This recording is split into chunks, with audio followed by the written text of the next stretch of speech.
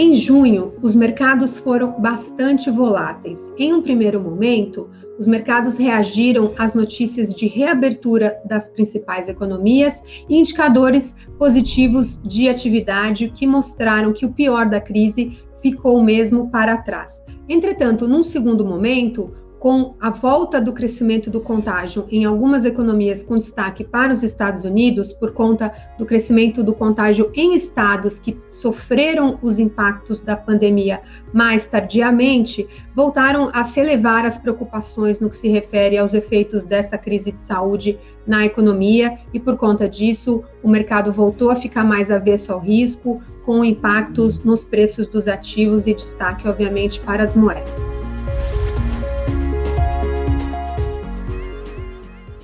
No Brasil, o cenário político em junho foi bem mais tranquilo. O governo iniciou um movimento de reaproximação com o Congresso, numa tentativa de criar uma base de apoio, o que acabou já tendo reflexo positivo em algumas poucas votações importantes que aconteceram no Congresso esse mês. Destaque para a aprovação do projeto de lei do novo marco do saneamento básico, que deve trazer muitos investimentos para a economia brasileira nos próximos anos.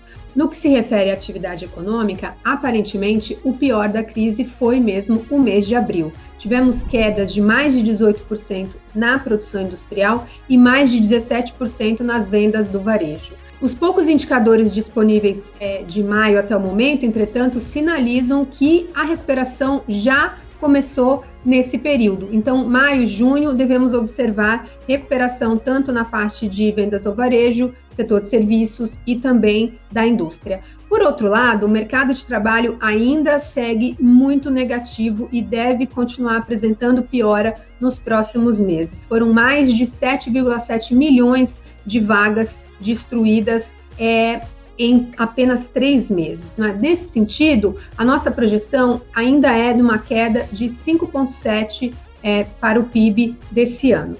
O cenário de inflação segue bastante tranquilo. Apesar de estarmos observando algumas pressões vindas tanto dos reajustes de gasolina, respondendo ao cenário de petróleo lá fora, mas também de pressão de preços de alimentos aqui dentro, continuamos vendo inflação muito abaixo da meta esse ano, 1,7%, e também no ano que vem, 3,10%. Nesse cenário, o Banco Central fez mais um corte na taxa Selic, levando-a a 2,25%, o menor patamar da nossa história.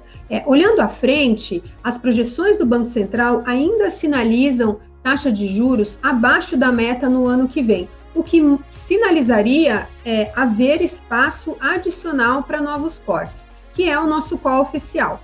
Entretanto, as informações mais recentes sobre a atividade, mostrando que uma forte recuperação já se iniciou no mês de maio e possivelmente em junho, podem fazer com que a gente revise essa expectativa com relação à taxa Selic para ou estabilidade ou um corte um pouco menor. Atualmente, esperamos a Selic alcançando 1,5% ainda esse ano, mas esse call tem um ligeiro viés de alta.